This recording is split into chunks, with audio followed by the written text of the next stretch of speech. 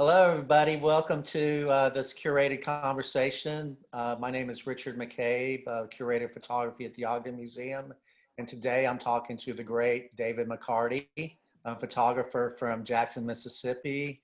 And David is part of the Magnolia Ball silent auction. He's a great photographer who's been a wonderful friend of the museum.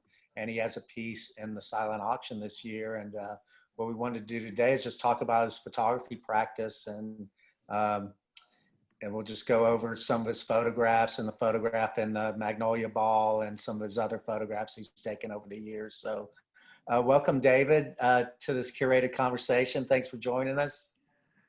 Hey, Richard, how are you?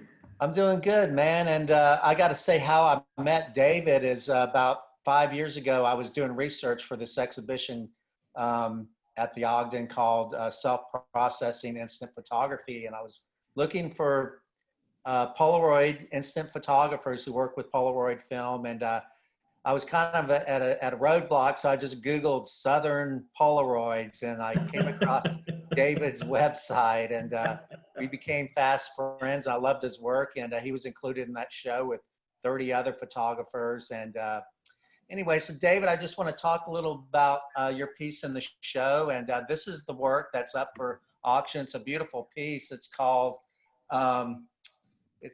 Phil Campbell, Alabama from 2009. It's a SX-70 instant image. And yeah, David, you want to talk a little bit about this piece? I would love to. And I'll tell you where this is. And I had never, Richard, I'm in my 40s and I grew up in Alabama, but I had never been to, or didn't remember ever being to Muscle Shoals. And I'm obsessed with music, obsessed with soul music, Southern music, country rock, country music. And I wanted to go to Muscle Shoals, which is in the very tip-top northwest corner of Alabama, really just to see what was there. And had taken a pilgrimage from where I live in Jackson, Mississippi, up to Tupelo, which is en route from where I live and where Elvis was born, to go up there and up through Appalachia and try to take some photographs. But on the way back from Muscle Shoals, I decided to go down the highway that parallels Alabama and Mississippi, and part of it is Highway 13. I've never been there in my entire life. But Phil Campbell is the name of the city. It's actually the name of the place. And I was thrilled because I just use a paper map when I'm traveling sometimes, or try to still get a little lost. And so I just drove down these towns, Russellville, Phil Campbell, leaving Muscle Shoals, and found this gigantic, beautiful drive-in, found this great fireworks stand, which was still open, and has the type of thing that I just really love, which is where people are hand painting things and creating things and legacies increasingly, which feel like they're from a different time period. Right, right. And I think you photographed every hand-painted sign in Mississippi, by the way. So now you're going into Alabama. I guess you tapped that one out. So I just want to remind everybody, we're talking about the Magnolia Ball, and we're talking with David McCarty, who's an instant photographer. His practice is instant photography and Polaroid technology. The silent auction goes from June 22nd to Sunday, June 28th, so you can bid often and bid high. And this is a beautiful, unique piece by David McCarty. And David, what is it about instant photography that you find so fascinating, and why not digital or large format silver gelatin prints? What is it about instant photography that you find so captivating? Richard, that's a wonderful question. And I continue to think more about it as I age, because when I started doing it in my 20s, it was really just a fun thing. I mean, that's the way Polaroid was marketed throughout mine and yours childhood. It was a party camera or preserved a memory right then. But increasingly for me, it's also that it preserves a moment, especially when the moments I'm seeking are to evoke my childhood or where I grew up. And I mean, this image, this thing that's in the Magnolia Ball of the fireworks stand in Alabama, this could have been made anytime since there was a space shuttle. Mm-hmm. I mean, this could be 1979, 1989, 1999, 2009. there's a range of time. So I'm very interested now in the timelessness of creating this little moment. I want people to look at it and say, that reminds me of something where I grew up, or that reminds me of something my mom told me. I want people to have a little bit of an emotional connection there because of the way the object can reveal that little bit of confusion about where it's from or when it's from.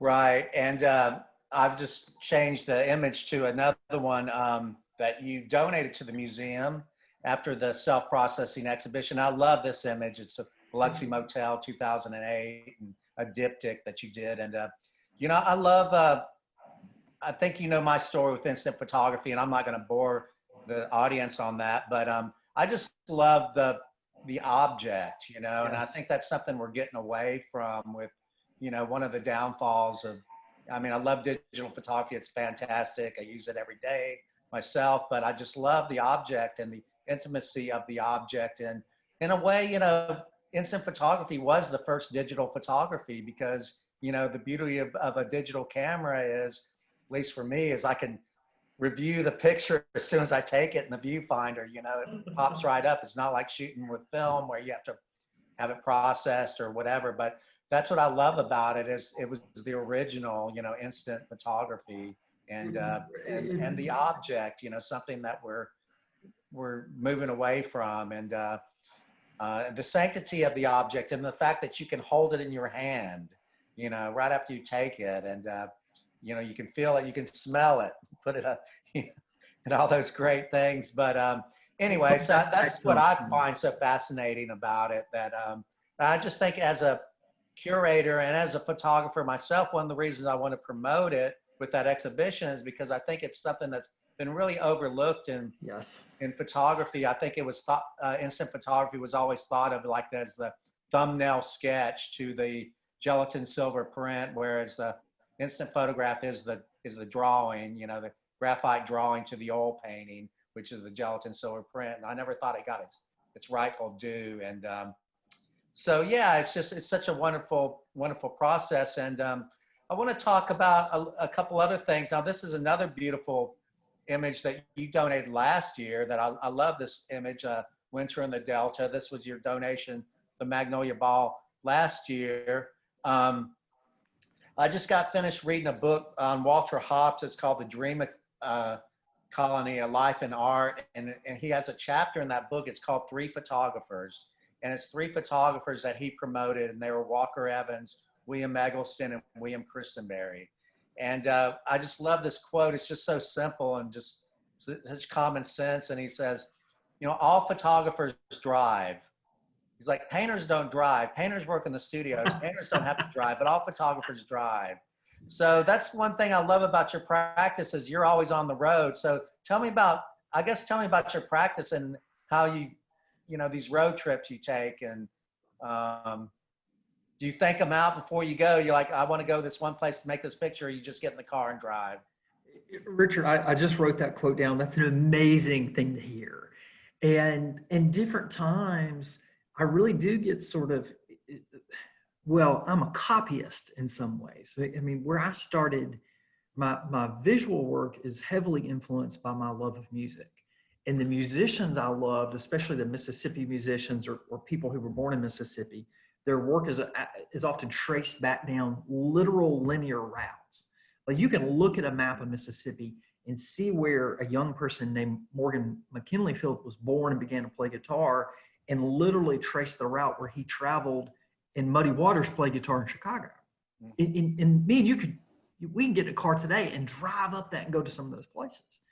And so in the same way that different bands, rock bands and blues bands would emulate certain things, I'll totally admit to it. I consciously try to sometimes travel to a place to see what is there. Can I feel anything? And for me, and I know you and I have discussed this, because one of the things I love about your artwork is the word interrogate has a harshness, but it also means probing. You're probing of you growing up in Florida and what is left of your childhood. I don't know if you would say it that way, but I see some of your work when you travel through Florida as you going, this is what it looked like in 1975. this is what 1990 reminded me when I was young. And so I certainly do that. And I actually did one this weekend where I've been pretty heavily quarantined, but a friend of mine is from a small town called Centerville, Mississippi, or her grandparents are from there. This is in the southwest part of Mississippi, way off any main highway. And I'd been there before, and frankly, don't think I'd made any photographs there. But she wanted to go visit the grave of her grandmother who passed last year and had been thinking about her. And I said, well, let's go. Because I wanted to see that part of the world through the eyes of a person with familiarity. Because I can't see it. And there's a drugstore there that was her grandparents' drugstore. It doesn't have the sign up. You would never know it was a drugstore. It's just an old storefront now in the town. But to have her sort of access that information for me reveals it. So these road trips sometimes are planned very much like when I went to Muscle Shoals, frankly, to find the ghost of Aretha Franklin. Well, she's not in Muscle Shoals. Now her music emanates from there, but her music is everywhere.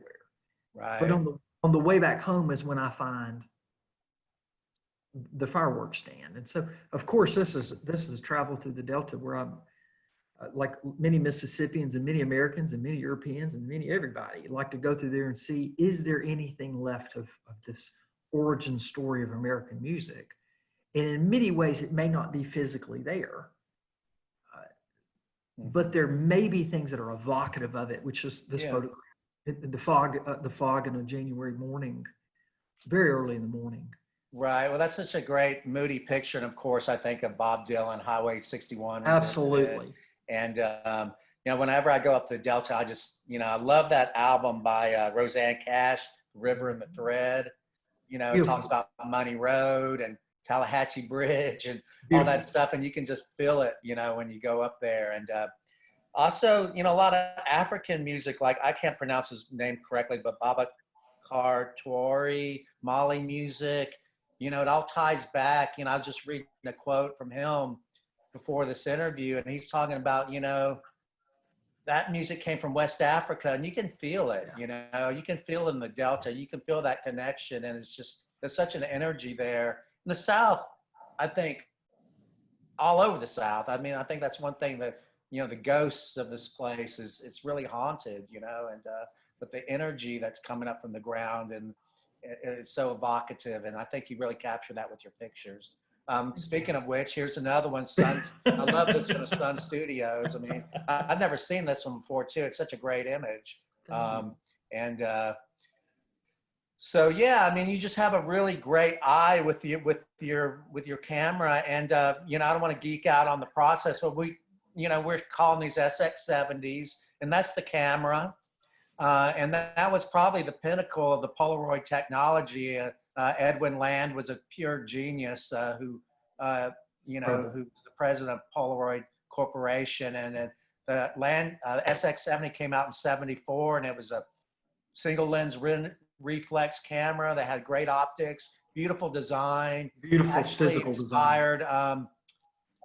Steve Jobs from Apple Computer says it was the biggest, influence of him was Edwin Land, and the idea of the design, art, and function into one product, which was the SX-70. And, for you guys out there who's interested in instant photography, in 2008, Polaroid stopped making the film. So now you have a couple people who've reinvented the process or rediscovered the process for making the film. So is this the Polaroid original film, or is this the? This is. So I ran out of original Polaroid stock. I had some, and a friend of mine had stored some and given me some as a present. But it's just chemicals, right? It's just a piece of paper and some plastic and some chemicals, and so it'll degrade. This is the new film, and I'll tell you, it has been, both for me and you, I know, and many other photographers, frustrating because it didn't have the almost Detroit steel resiliency of the original Polaroid film. Because Land was a genius, and the efforts they put at being able to make this thing dependable every shot were nearly perfect. And it's not perfect now. Almost perversely, you would think in the 21st century we'd have a better lock on chemistry or these type of things than we did back then. We don't. And so it can be very varying in terms of what happens. And like you said, with that SX-70, mine was made in the late 70s, probably. It's one of the newer models. And they're pretty complex machines and they can only do so much. And so sometimes you get unexpected results like the Sun Studios photo in Memphis, where in the old days, neon wasn't that bright. And you can see the sun, of course, this has been all rebuilt in the past 30 years. It can absorb the sun pretty well, but that new neon in the windows just blows out the light. But I think it's it's great. It's beautiful to me. And I have had to learn. I think I'm sorry, I'm talking over you. Oh. I think you and a lot of other people who use this film, that's part of the process is the unpredictability. You know, it's like, you just got to factor that in. And sometimes you get lucky accidents, you know, and that you can't predict. So that's part of it. Cause I know before that you shot a lot of, you know, was it,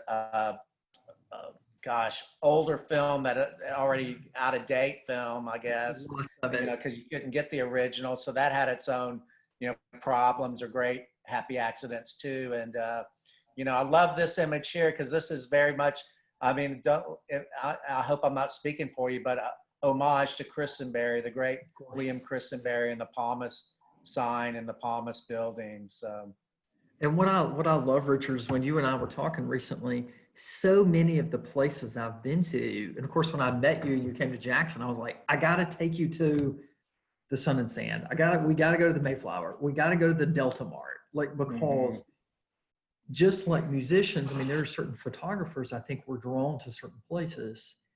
And so what I loved is when I sent you this photo and you were like, oh, I know where that is. And what I love is I don't think there's many people I can talk to and show them a Polaroid and they go, I know that's in downtown Shreveport. Yeah, no, I photographed that one too. It's a good one. They're not drawn to it. Shreveport's kind of a gold mine, by the way. It's got some good stuff. Don't tell. Now quit telling people. Yeah, I know. I don't. That's why I always put Louisiana. I don't say where it is because, you know, we spend a lot of time and money finding these places. We just don't want to give them away. Wait, and this is from restlessness. I was dry. I'd never really been to Shreveport, but again, obsessed with music.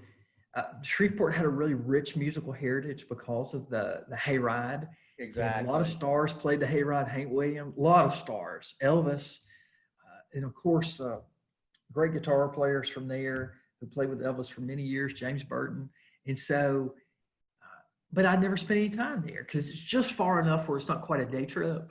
But I went when I was going with some buddies to Dallas to a metal show in January. And I said, well, this place is fantastic. And I think that goes back to your earlier question. For me, I have to get on the road.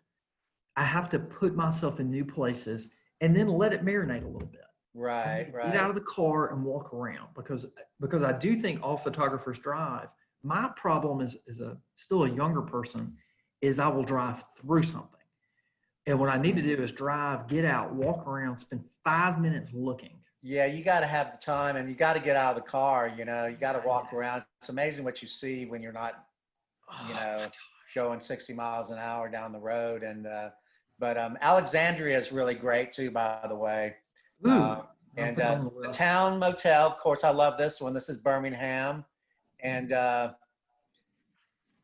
you know, another great hotel sign. And, yeah, this is a great one. You can't really see it, but on the top of it, above the town, there's actually a skyline of Birmingham in the neon. So anyway, that's a lovely shot too in Birmingham, which is another great town that has a lot of great Americana still left to photograph.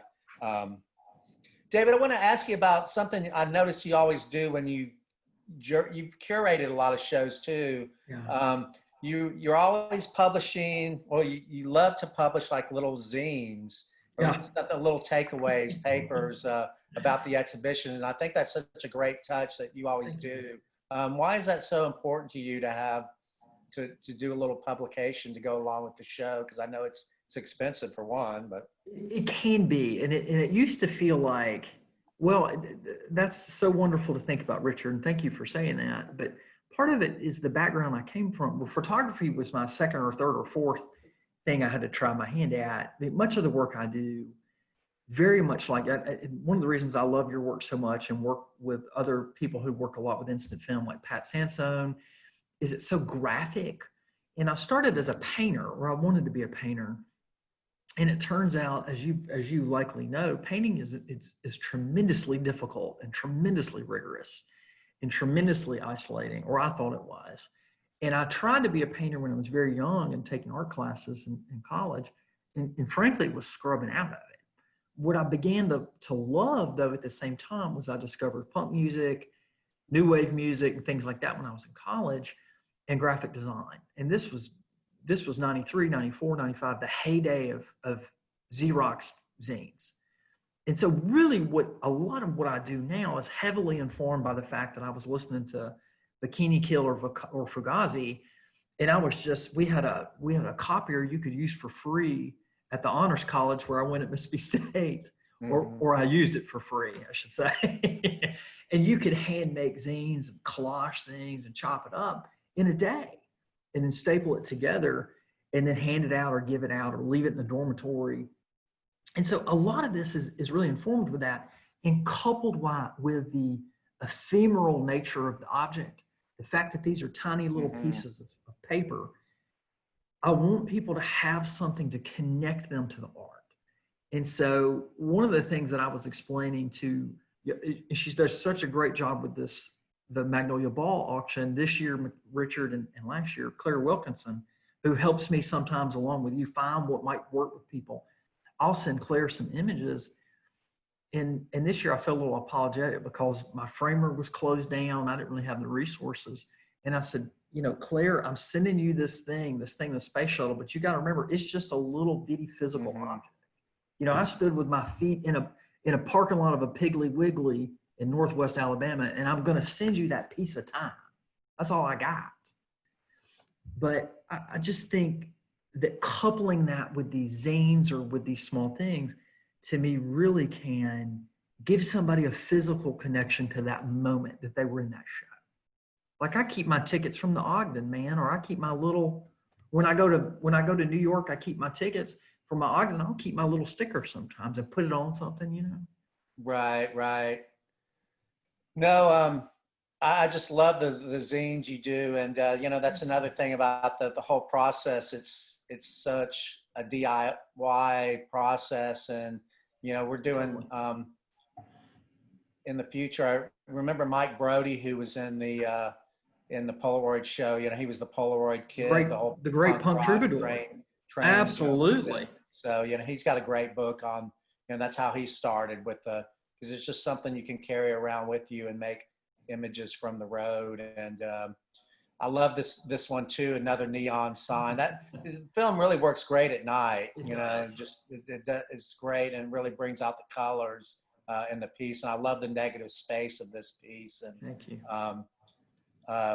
And I want to ask you about your involved with this collective Due South, which do you mind talking a little bit about it? I know y'all are a group of photographers, and I love the idea of a collective of photographers getting together, and maybe you just talk about maybe the genesis of that and what y'all do and what to look for.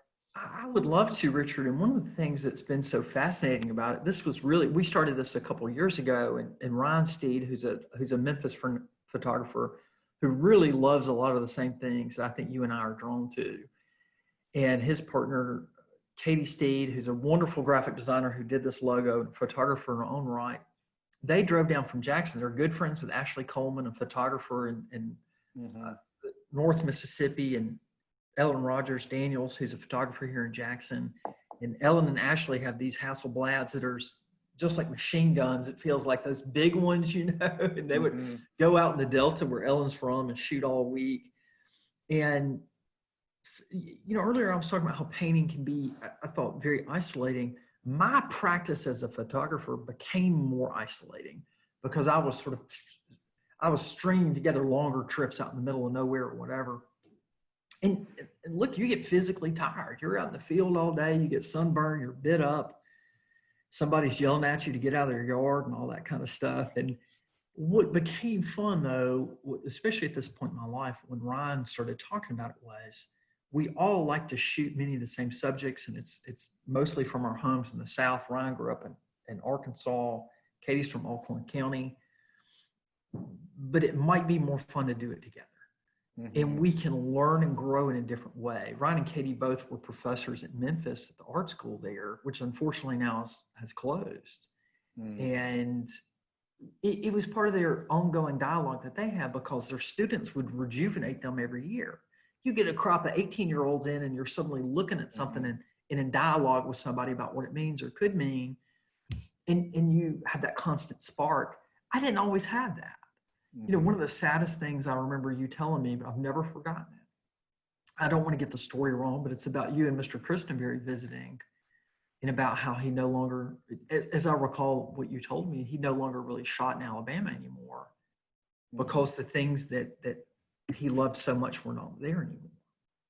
And I remember you telling me that, Richard, and it just broke my heart. But I had gotten to that point myself with parts of Mississippi and Alabama. The reality, though, is when I would bring Ellen or Ashley into the picture, suddenly me talking about it, you start to get that spark back. And of course, then it's easier to put on a show. You just talk about that and you start to make work together. I got a lot of John Lennon solo records, but the Beatles records, I think, have more fun in them. And I think that's what it is. It's like, can we? Yeah, you need that spark, you know, to bounce ideas. It really helps you as an artist, you know. And you know, what I love about photography is the solitary nature of it. That you can go out and, you know, you're the master of, you know, the imagery, and you only have to deal with yourself usually. Yeah, at the same time, it's great to have a group like you have. And so, do you guys do shows and stuff? You curate shows, and you just had a show at the Southeastern Museum up in South Carolina. Great show called Between the Margins, which was where we were really trying a lot of landscapes, a lot of different things. My divorce list was in it. The image of the neon legs was in it. And yeah, it's at the Southeastern Center for Photography. We joked about, a little darkly, but we joked it was the last show in America, because we had the opening right before everything went to quarantine. Oh, wow. Yeah. Yeah, we all went up there to Greenville. Wonderful venue, wonderful gallery that really works hard to keep alive the art of photography, and especially people who are Southerners or focus on Southern photography.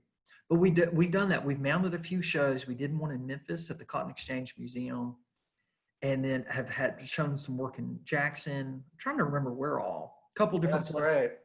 Oh, it's really a joy, because, as you know, from curating a million shows, and you're about to curate one, I think, in Greenville, South Carolina, too.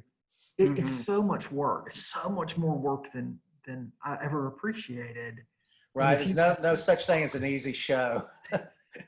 You know, right, you think you have the easiest show. You're like, we're going to have a show called Cars, and it's just cars. Oh, cool. You know, in a month, or I'm just making this up, and a month later, you start crying because you just have pictures of trucks people have submitted. Right. Simply. No, that's great. I mean, I know all those guys work and do South, and that's great. I think it's so interesting what y'all are doing. And thank you. You know, we need to get you down to New Orleans. Y'all need to do a show for Photonola sometime or something like that. But love to do that. We've been thinking about that. Well, David, I'm going to end up with the great image that the Magnolia Ball, Phil Campbell, Alabama. Now, this is a unique print. It's one of a kind. It's another beautiful thing about Polaroid technology. And, you know, they're kind of like a tintype, you know, back in the day. They're small and they're one-offs, you know, direct positive onto film. They're magical. They develop right in front of your eyes. You can see them form right in front of you. And, I really appreciate, you've been such a great friend to the Ogden, and I appreciate everything you've done, supporting the museum. And again, you know, donating a piece for our auction. It means so much to us now. Of course, with the pandemic and everything, everybody's hurting. And, you know, we really appreciate your support. And, you know, I know that you come to the Ogden a lot. You see the exhibitions. You're always posting nice things on social media about our shows. And I really appreciate, you know, your friendship with the museum. And it's been a great one of the great things that came out of that self-processing exhibition was meeting people like you, and, you know, becoming a colleague in a way with our love of photography and our love of the South and our love of the Ogden Museum. And so we thank you, David, for everything you do. And I'm going to end on that note. And just, you know, once again, everybody, this is David McCarty's photograph that's available in the silent auction, Magnolia Ball. You have till June 28th to bid on this piece. Bid often, bid high. It's a beautiful piece. And this is the only once again, one. David, thank you for everything. And, you know, I appreciate all you do. And is there anything you'd like to say before we leave? Well, I do. And thank you. Thank y'all for doing this. I mean, and it's very nice for you to hear that, for me to hear that your kind words about it. But the reality is that the Ogden is more, I think, now today, this wonderful sanctuary where we can celebrate artists by Southerners, where we can learn about art we've never heard of before, the work that you and Bradley do mounting shows, Mr. Andrew does, keeping this thing running right now. To know that there is an Ogden, that there's a place that celebrates the art that means so much to me, is very special. And I'm so thankful for it. And yeah, let everybody know I was running low on film because I shot it all at Elvis's birthplace and at Fame. There's one of Phil Campbell. There's just one of those. So Oh, wow. That's it. That was the last shot. Yeah. I was out. Cool. Great. Well, thanks again, David. And thank you, everybody, for joining us on this curated conversation. And please support the Ogden Museum and Magnolia Ball. You have till I believe it's Saturday, June 28th, or maybe it's Sunday, Yes. June 28th, to Something bid like on the silent auction. So thank you, David McCarty. And thank you, everybody, for joining us. Thank you, Richard.